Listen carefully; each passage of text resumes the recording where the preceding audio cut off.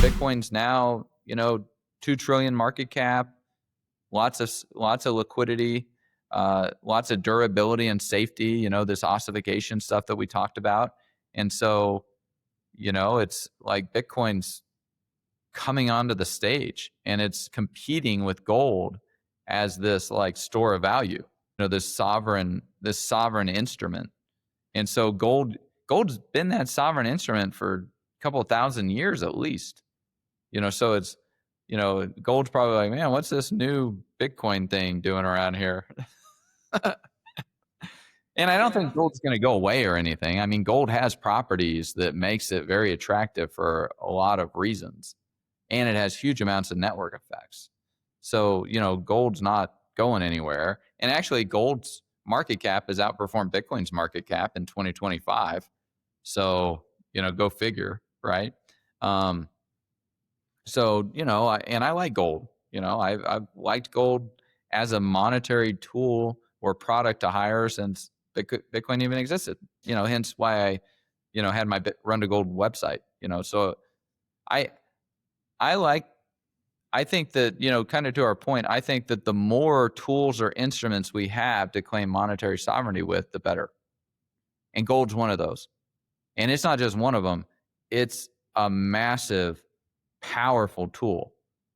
Like, let's put it in perspective. 2 trillion market cap, 25 trillion market cap, $50 million of daily emission for Bitcoin, $510 million a day of daily emission of gold. Like, gold's daily emission is 10 times Bitcoin's. We don't even really have another proof of work coin that's like close to that, right? I mean, Dogecoin is probably the closest. Like, Dogecoin is to Bitcoin what Bitcoin is to gold, is kind of, when we're looking at relative comparisons of economic size and mass. So, I mean, gold is a tremendous, massive tool that we can use to claim monetary sovereignty with. Now, it's not extensible. You can't send it over a communications channel, like, again, with Bitcoin. So Bitcoin does stuff that gold can't do, and vice versa. So, like, I don't think it's going to go away. Just like Bitcoin's not going to go away. Yeah, and a lot of that gold monetary premium might transfer to Bitcoin over time, as it has over the last 15 years. I like the aspect of more competition is good for the market. Saying like the more options we have for sovereign monetary tools, the better it most likely is for the individual. Like there's like a basic market theory of like more competition is good. Yeah, I mean it's free market, free market versus not. And, which, like in my book, The Great Credit Contraction, that I published the week that Bitcoin got launched in 2009. I talk about this principle of like a free market in money versus something like chartalism, where the state like just decrees something has value. So something either has value because we subjectively value it, or it has value because the state deems it so.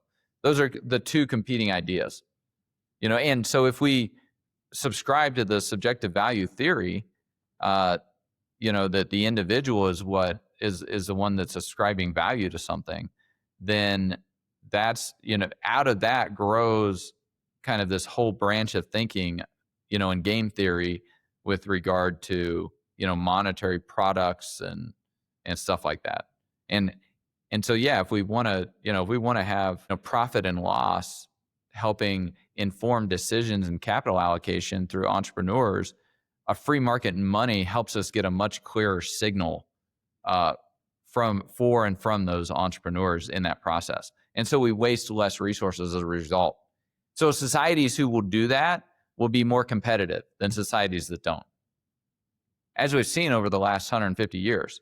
So, if the United States is going down this path of monetary free marketism, and that's what we get out of the stable coins and what we get out of kind of letting the crypto markets run free in terms of innovation and stuff, we will only get better like profit and loss signals coming from our entrepreneurs. And as a result, we will have better allocation of capital, and we'll get better products and everything delivered at a lower cost, because that's what capitalism and free, real, true capitalism, not this crony capitalism of, the creature from Jekyll Island, but real, true capitalism. That's what it delivers. And that's what it has delivered the last 250 years with America. We've had the freest markets on the planet with the greatest respect and dignity given to the individual. The Constitution, the Bill of Rights, and the rule of law. We haven't ever seen something like that in history, really. And out of that exploded onto the scene the most powerful country the world's ever seen. And under Trump, America's saying it's back. Like we kind of had this 40 years, 80 years since World War II of, this kind of New Deal, FDR era, judicial activist, Democrat takeover. But that seems to have been fended off pretty definitively, 60% in the Trump-Biden election.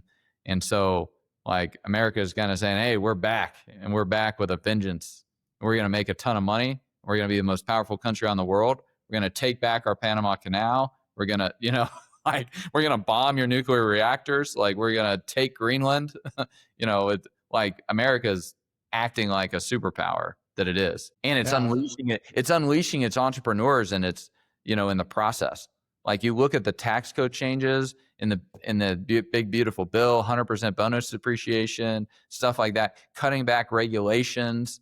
You look at, like, several of the memos that have come out of the deputy attorney general on at the DOJ regarding crypto and, like, crypto policy. And then you look at the executive orders and you read the digital asset report that came out of that executive order that just got released, I think last week. I mean, it's like, America is being very serious about, we want free markets, and we want, like, this unleashing of the American entrepreneur.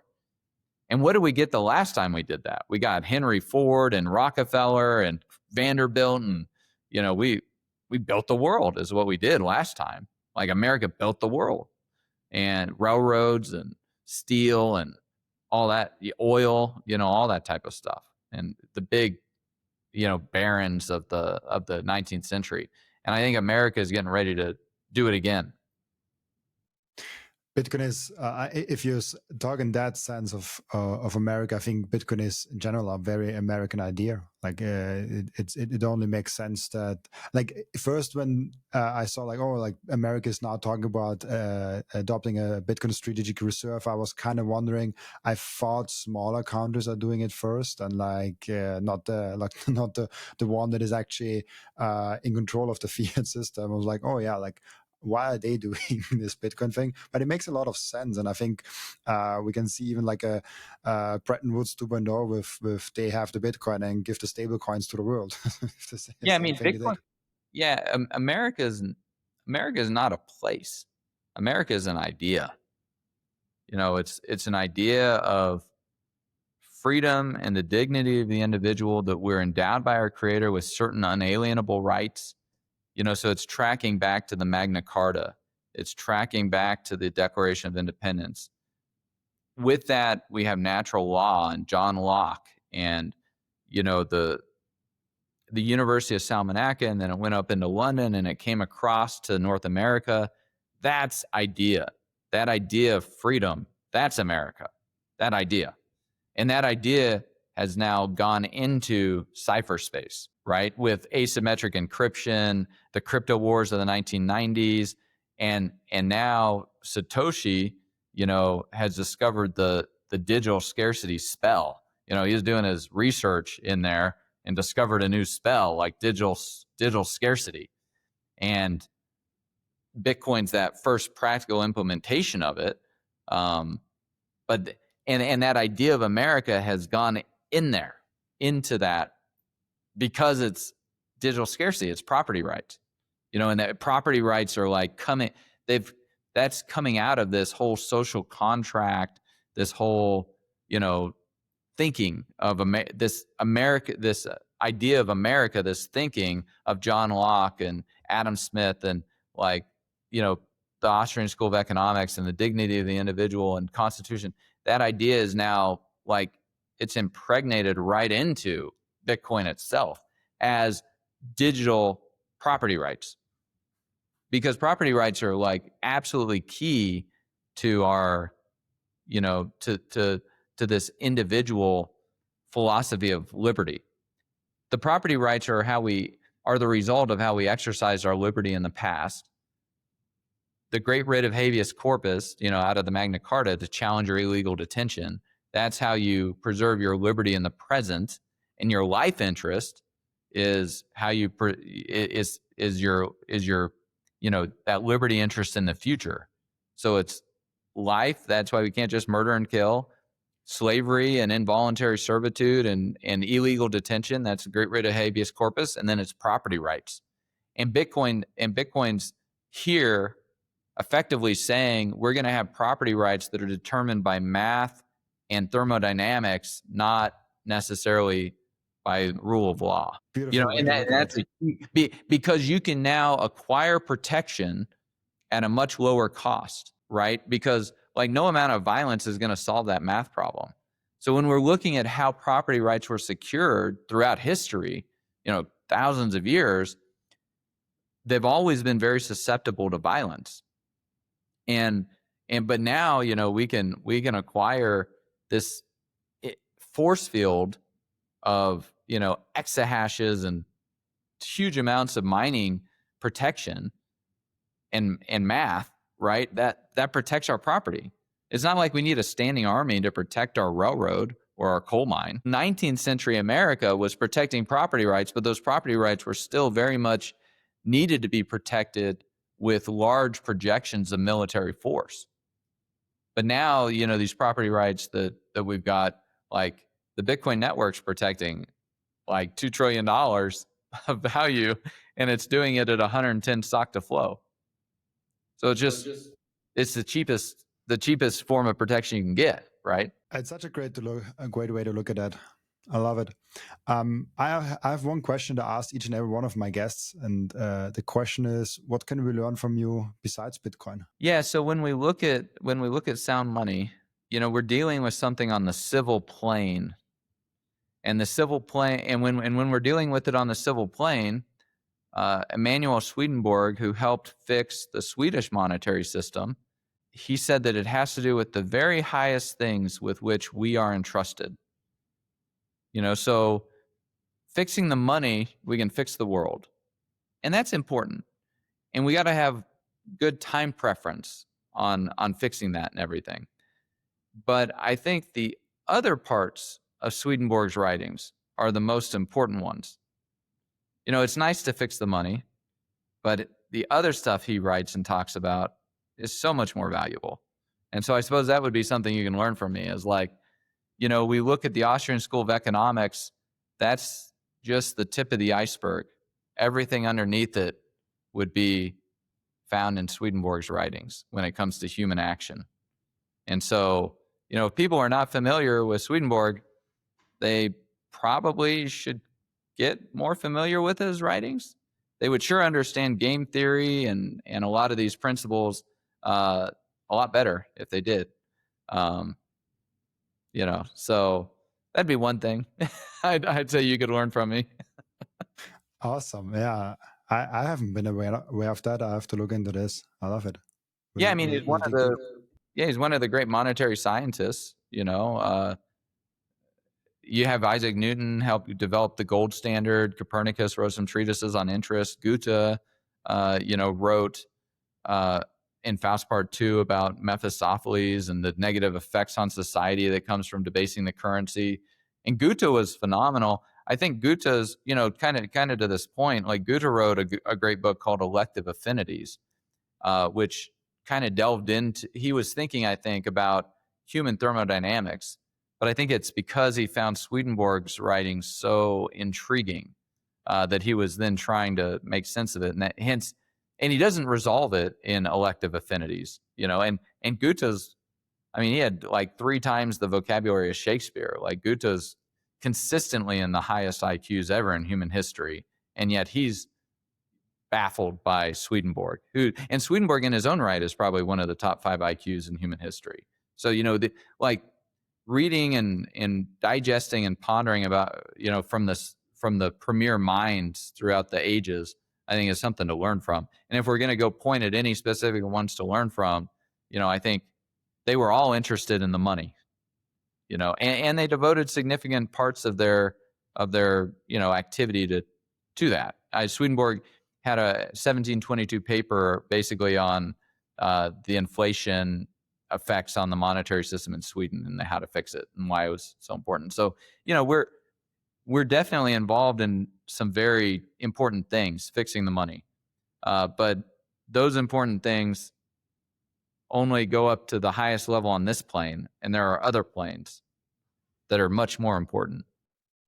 And Swedenborg gives us some initial glimpses into those other planes. I love that perspective. Really cool. We have an end routine in the podcast where the previous guest is asking a question for the next guest without knowing who the next guest actually is. And the previous guest asked you the question, if you could ask Hal Finney a question, what would it be? And what do you think his answer would have been? Well, that's a great question. So Swedenborg actually talks a little bit about how advanced technologies are created. So my question to Hal Finney would be, are you still helping us create these advanced technologies? What do you think his answer would be? Of course. Swedenborg says our love is our life. And I think Hal Finney loved monetary sovereignty. Very true. Really cool. Thank you so much, Trace, for being on the podcast. Before I let you go, where can people find you and ask you some questions? So I got my podcast over on bitcoin.kn, and from there you can find Twitter handles or all that stuff. I'm not too active lately, but there's stuff there, and hopefully we'll be getting more podcasts out and stuff like that. Thank you for watching this video. This was only a snippet of the podcast, and if you want to watch the full episode and get all of the context of this episode, you can click right here or here.